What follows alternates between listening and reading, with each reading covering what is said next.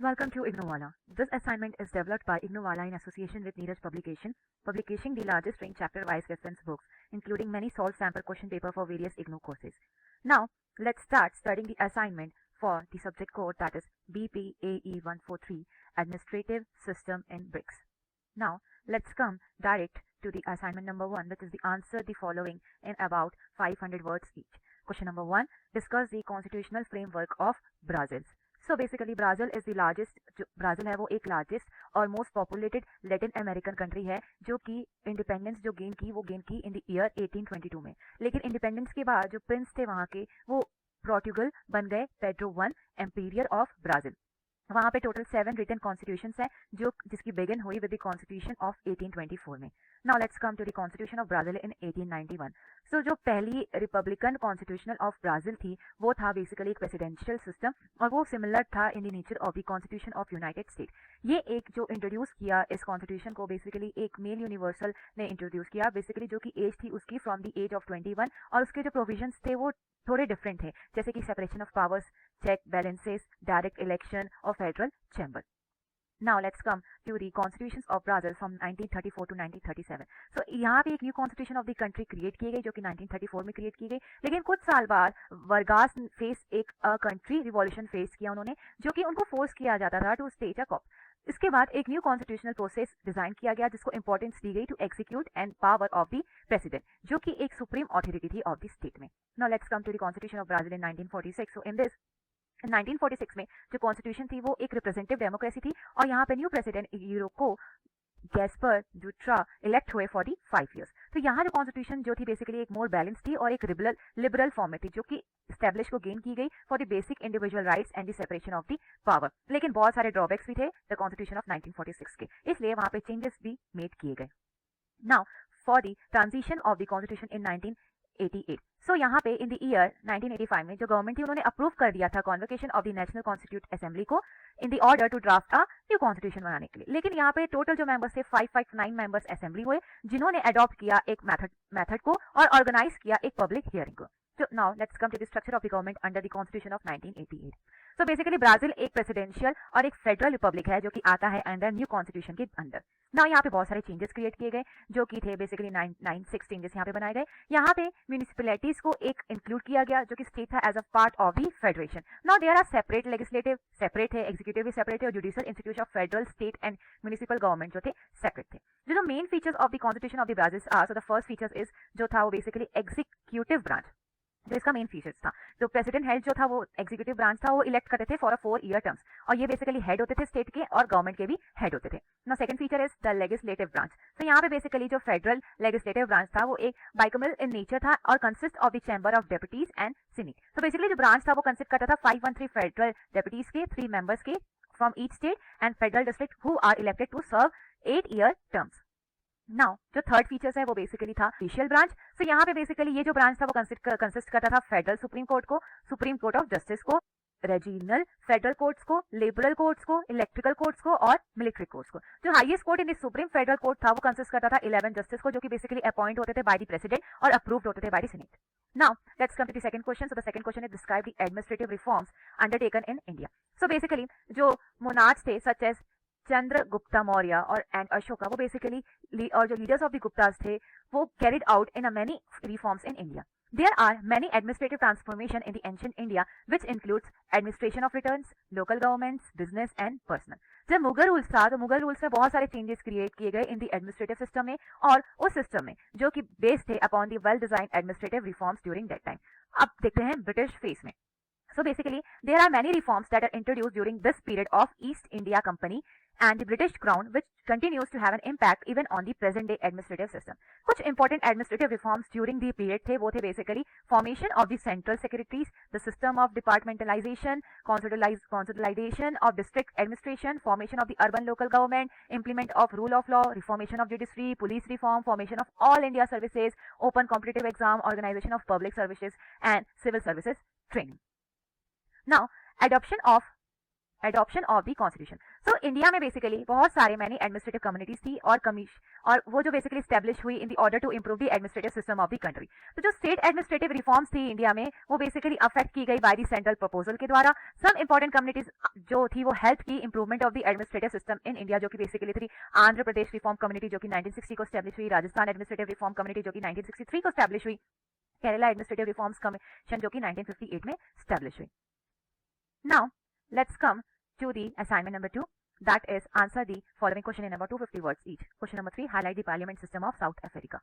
Now जो south Africa administration था वो basically system of separation of powers और एडमिनिस्ट्रेशन को कंसिस्ट करता था, जो कि कंट्रोल करता था एग्जीक्यूटिव, लेजिस्लेटिव और जुडिशरी के द्वारा। लेकिन वहां पे बहुत सारे number of problems in South African administration arise हुए। सो जो कंट्री थी उन्होंने अडॉप्ट किया एक सोशल डोमिनेंट को after many reforms in the administration. When the volunteer retirement scheme was introduce, so जो मेनी एक्सपीरियंस पर्सन थे वो उन्होंने जॉब छोड़ दी, जो which is leading to a poor state of affairs with defect ports, less experience officers, poor administrative practices, misuse of resources, उनकी power को, उनके जनरल एडमिनिस्ट्रेटिव करप्शन को।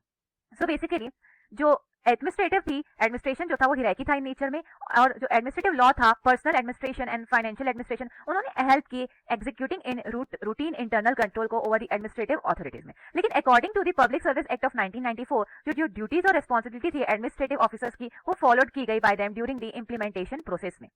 नाउ जो लेजिस्लेटिव कंट्रोल था ओवर द एडमिनिस्ट्रेशन वो basically take place किया गया, debates and discuss किया गया in the house and the passage of law which affect the supervision over the working of administration. Now, according to the section 33 of the Constitution, the right to administrative action is lawful, reasonable, and procedural fair. So, जो common grounds थे for the judicial review in South Africa, basically वहाँ पे lack of jurisdiction हुआ, non-compliance with procedure, unfair position, unauthorized action, or on the basis of the unrelevant condition, error of law, or contradiction of law, or violation of spirit of law. South Africa basically operate किया गया under a parliament system के द्वारा, जो कि robust and इंटरसेक्टिलिटी design की गई reflect करने के लिए डाइवर्स में और डेमोक्रेटिक में। Now let's come to the question number 4, discuss the training process of civil servants in India. So basically जो लाल बहादुर शास्त्री थे वो national academy of administration that is LBSNAA, ये सेटअप हुआ इन मसूरी, जो कि एक इंपॉर्टेंट सेंट्रल इंस्टीट्यूशन था ऑफ ट्रेनिंग का of the higher civil services, जो कि इंक्लूड करता था ऑल इंडिया सर्विसेज को। ये जो इंपॉर्टेंस थी इस ट्रेनिंग की जो कि सिविल ऑफिसर्स में, वो एक बहुत इंपॉर्टेंस था आफ्टर जब इंडिया इंडिपेंडेंस गेन की। There has been so many development and therefore it is important that the central and state government plan to provide training to their employ. Now training to IAS officer, so basically जब training of IAS officer को दी गई उन priority में, तो वो basically train किए गए for a period of 2 years, और उनके पास इंस्टीट्यूशनल ट्रेनिंग भी दी गई और as well as field training भी दी गई। ना फाउंडेशन ऑफ ट्रेनिंग, सो यहाँ पे जो ऑफिसर्स थे are given foundational courses training which is conducted usually साल में एक बार कंडक्ट किया जाता था, जो कि मंथ में सितंबर टू दिसंबर के बीच में। Now objective of the foundation training, now basically जो ऑफिसर्स थे वो ट्रेन किए गए in the administrative, social, economic and political fields में। ये बेसिकली ये इसलिए किया गया, ट्रेनिंग इसलिए की क्योंकि उनके नॉलेज को क्रिएट करना about the challenges and the opportunities within the civil services, और उनको प्रमोशन देना ऑफ इन मॉरल, फिजिकल और aesthetic traits of the officers में in the building of coordination among the members. Now let's come to the question number 5, that is explain the role of bureaucracy in the policy process in China. So the answer of this question is, in order to understand the role of bureaucracy in policy making in China, so एक सबसे पहले ये important है हमें Chinese political structure को understand करना। So basically Chinese political system में क्या होता है, जो पूरी ब्यूरोक्रेसी होती है, एवरी ब्यूरोक्रेसी, वो basically has even the least interest in that policy और has been asked to comment on the basic proposal, और जो पार्लियामेंट रहती है वो टेक केयर करती है of the foreign policy process और दूसरे रिलेटेड पावरफुल बॉडीज में। नाउ जो ब्यूरोक्रेसी रहती है वो बेसिकली एक सेंटर में और one with the varied interest are located in the descending order of interest in each circle out of the most distant points of the circle symmetric. ये basically एक disagreement है between the various officers in the decision making process में।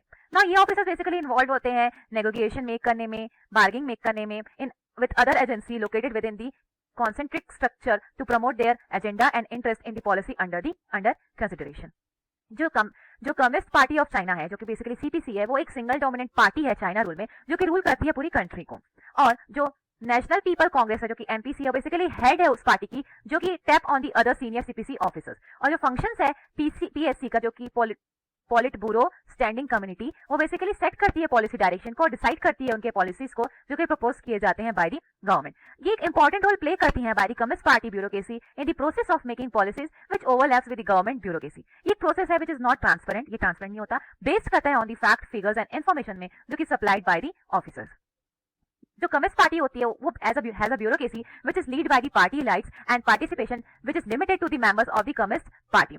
इसमें बहुत सारे reforms होते हैं that has been made by the country, और ये जो कंट्री रहती है basically is also trying to reorganise the policies as per the modern management principles.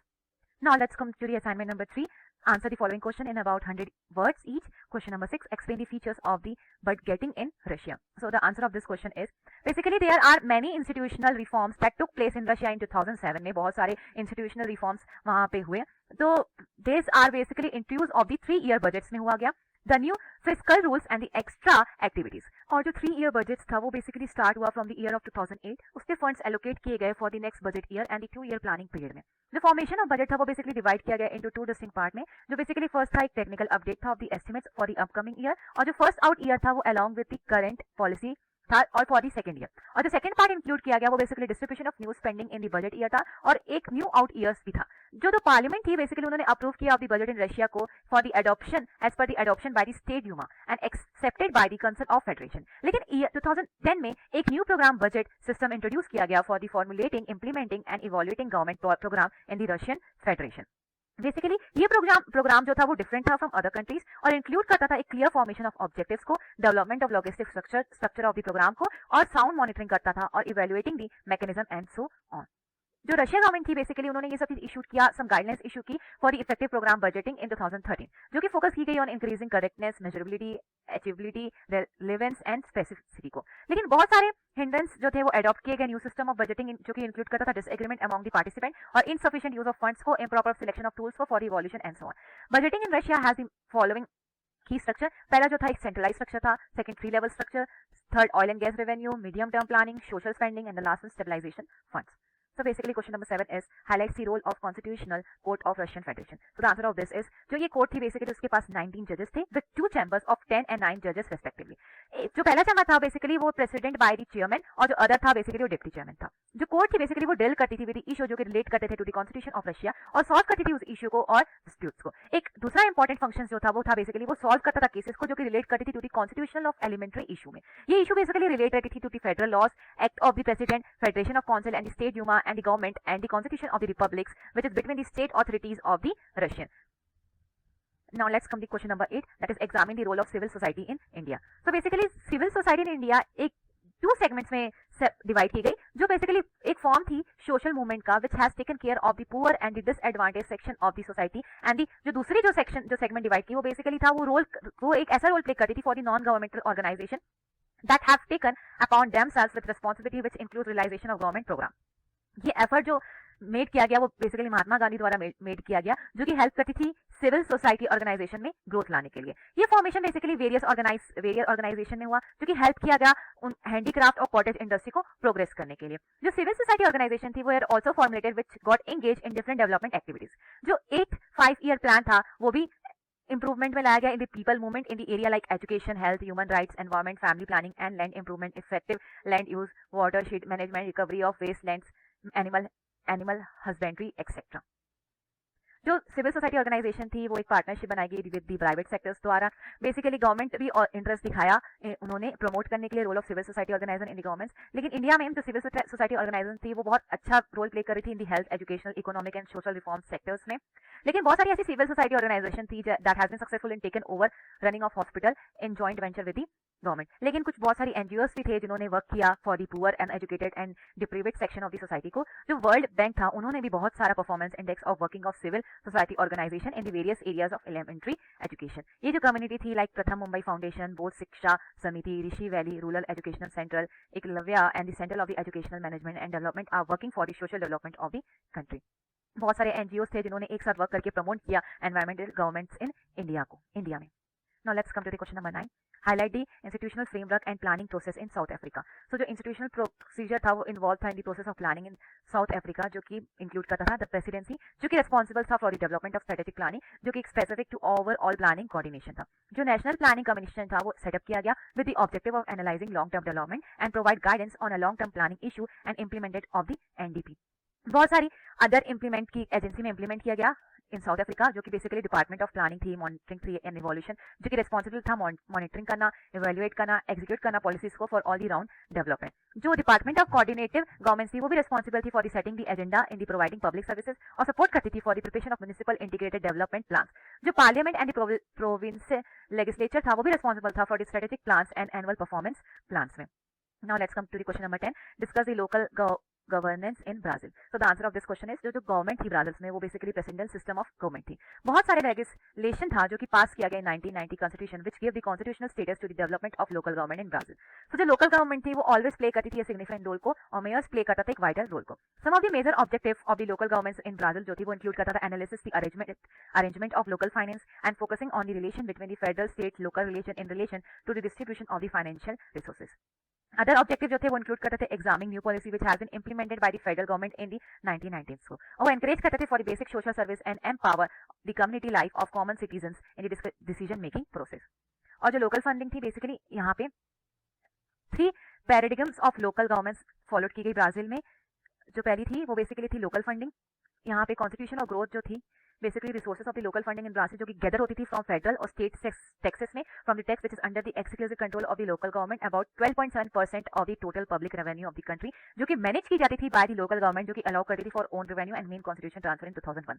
Second जो था devolution of power to local communities. ये एक ऐसी पावर थी जो कि डेलीगेट करती थी to the local communities in order to supervise the public issues at the local level. Third जो था वो structure of the local government था। यहाँ बेसिकली 2 डाइवर्स स्ट्रक्चर्स थे जो कि फॉलो करते थे by the participatory strategy in the local governments in the Brazil are on the community councils, और जो दूसरी थी PB that is participatory budgeting. यहाँ पे basically establish of community councils भी हुई जो कि फॉर्मेशन किया गया इस कम्युनिटी काउंसिल को, जो कि मैंडेटरी था, और कम्युनिटी काउंसिल्स हेल्प की गई प्रमोट करने में अपने रिसोर्सेज शेयर को और यूज ऑफ कैपिटल को। बहुत सारे काउंसिल्स यहाँ पे कंसल्ट किए गए for the council about health care, focus किया गया प्राइमरी एजुकेशन में, जनरेशन ऑफ एम्प्लॉयमेंट में, फोकस किया गया ऑन वेलफेयर सर्विसेज में, फोकस किया गया ऑन रूरल डेवलपमेंट में और अपने एनवायरमेंट को प्रोटेक्ट करने में ना। ये जो पार्टिसिपेटरी बजटिंग थी वो बेसिकली एक स्कीम था जो कि कैरिड आउट किया गया by the local government and एक गवर्नमेंट रेगुलेटिंग डिसीजन था जो कि फोकस करता था एम्पावरिंग द लोकल कम्युनिटी, और ये स्कीम बेसिकली वर्क करती थी as a government body in the local government sector में।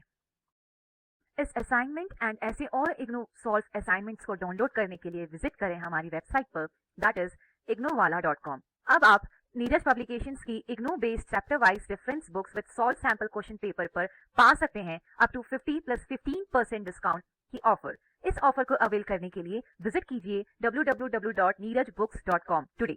For more updates and information related to IGNOU, please subscribe and also comment below if you have any feedback. Which assignment do you wanna see next? Thank you for watching.